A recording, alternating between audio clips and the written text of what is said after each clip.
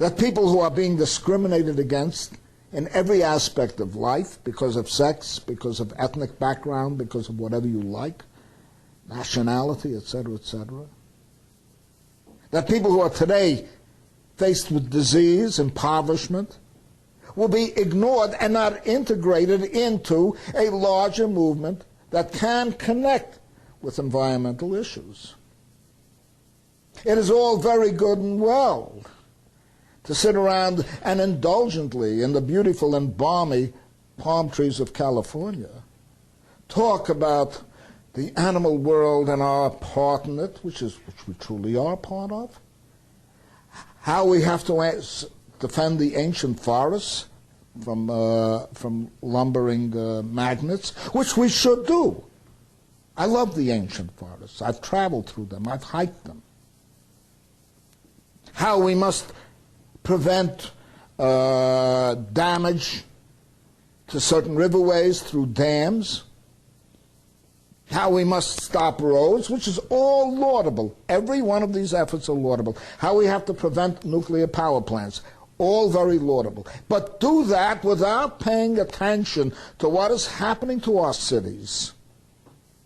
Do that without paying attention to what is happening to other human beings who are also an animal species that deserve the respect, the attention, and the care that many people are much more willing to lavish on lambs and much more willing to lavish on calves.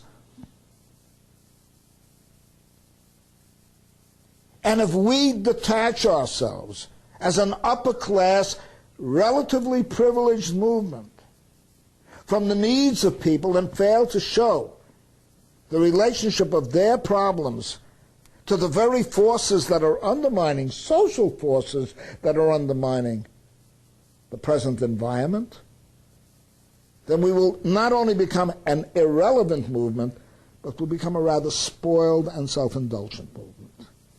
Give me my national park and keep people out. Give me my turf, not in my backyard. It's called NIMBY. And that mentality has become very prevalent among people, well-to-do people, relative. The Prince of Wales, Sir Edward Goldsmith, one of the richest men in the world. I can go name after name. Princes Di, for all I know, are all into it now. And that is not the best company in the world. So what I would like to emphasize is that social ecology is a social movement. And that social movement comes out of the struggle of humanity to emancipate itself, and as part of that struggle has introduced the idea that human beings have to relate to the natural world in a different way, first of all for their own survival, and secondly because of their own respect, if you so wish, sensibility, aesthetic, emotional, whatever you like, for other life forms. But it is a social movement. That's why it is called social ecology. And it comes out of a great tradition.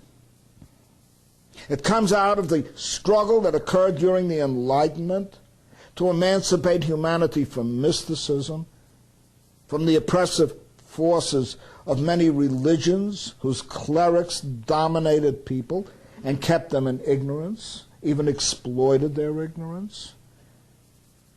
It comes out of great movements to transform the human mind and bring rationality rather than superstition to the foreground of their thinking. It comes out of, in fact, attempts to produce forms of rationality. When we get to potentiality, I'd like to discuss that. Forms of rationality that are more organic, if you like, or more processual than the so-called means-end logic that you're usually taught today. It comes out of great struggles as well. The English Revolution in the 1640s, when the levelers tried to protect small yeoman farmers against big landowners, tried to create a republic, at least as far as their thinking could go in the 17th century. as against a monarchy, a quasi-feudal, in fact, an absolute monarchy, and took up arms in an effort to try to free England at that time, starting the first of the modern revolutions. It comes out of the American Revolution, which for all its faults, and I cannot stress its limitations too much, nonetheless raised ideals, however much they were dishonored, so far as women and people of color are concerned, of equality, of freedom, of the right to pursue happiness. Great documents, which incidentally had an impact not only on the 13 colonies, but on the whole world. It comes out of the French Revolution, which raised the cry of liberté, égalité, fraternité. Liberty, equality, fraternity. By the way, very few people know this, that cry of the French Revolution was suggested to French revolutionaries by Benjamin Franklin. That is the living contact between the French Revolution and the American Revolution. And many of the forms of organization that were created during the French Revolution in the 1790s were borrowed from the American Revolution in the 1770s, including the Committee of Public Safety. To this day in Vermont, the Commissioner of Police is called the Commissioner of Public Safety. That language and many of the ideals all linked together. It comes out of the attempt on the part of certain important thinkers, Karl Marx and Friedrich Engels, to analyze capitalism, which was then emerging in their day, and explain what its trajectory was in such a form that we can utilize their analyses to understand why it is that capitalism is on a collision course with the natural world. Because by telling us in capital, in other words, that capital must grow or die, that in a competitive marketplace, capitalism or a capitalist enterprise must either expand or it will devour its competitors or rivals.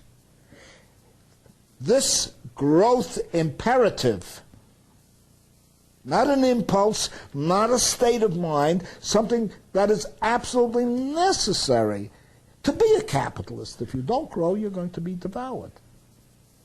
That this kind of situation, constellation, must eventually expand to a point where the whole world is turned into a huge competitive marketplace, and the very ways in which people maintain their lives through production in factories or in offices or elsewhere, pit them against the natural world, because all that is organic must be turned into the inorganic of cities, the inorganic of commodities, the inorganic of the trash that constitutes by far the greatest output that we have in the Western world and increasingly in other parts of the world.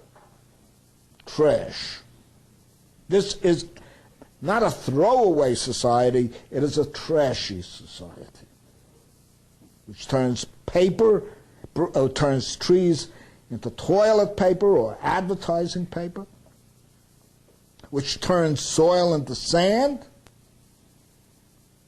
which turns all forms of life into merchandisable commodities that are not even recognizable in the supermarkets. They don't even look like they're made of flesh. From that insight of Marx, one can add, or to that insight of Marx, one can add the insight of the anarchist tradition, particularly Peter Kropotkin, but also Bookchin, who pointed out that if we are going to transform our society and eliminate capitalism, we have to ask ourselves what kind of society we're going to put in its place. And these writers confronted it more directly than Marx. They said, first of all, that we have to abolish the state, by which they meant the professional apparatus that had a monopoly of violence and return the power that the state accrued to the people. And how do you do that? Here, both Kropotkin and Bookchin, but particularly Kropotkin, said by decentralizing the giant cities, by establishing communes. I don't mean rural communes, but I mean communities that functioned as communal entities in direct democracy, so that power would be given to the people in the very direct sense that in a face-to-face democracy they would make the policy decisions which at most carefully controlled, carefully supervised administrators would execute. Subject always to recall, subject always to rotation. It thus brought the idea of confederalism, as distinguished from the state, which unfortunately Marx believed in, to the foreground of consciousness. They also brought the idea of a human scale, scaling things to a dimension where human beings could understand and thereby directly participate in the management of society, bringing those things down to a scale which was comprehensible to the human mind. It is not that they thought that small is beautiful. It is thought that the human scale is controllable, and everyone could directly manage society. It would not be a will-o'-the-wisp notion, a mere slogan without any content. And Kropotkin, together with Marx, shared the idea that all the means of production, land, machinery, factories such as they were, all the instruments of production would belong to the community as a whole. They would be socialized.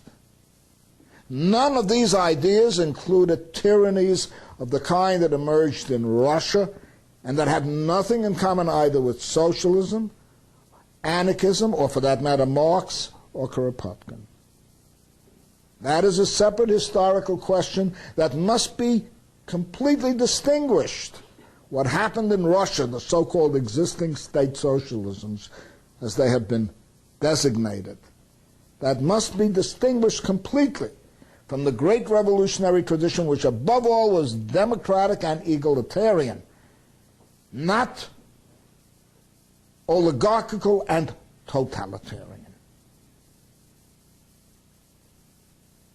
Today we are faced with the problem that this tradition is going to be virtually erased from the agenda of history.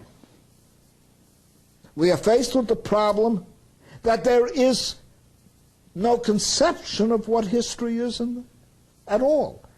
That all we have from the early period of tribalism has been nothing but one big downfall. That nothing has happened since tribal life began to break up, as though tribal life was in itself idyllic, as though tribes lived in happy communal relations with each other, which they did not.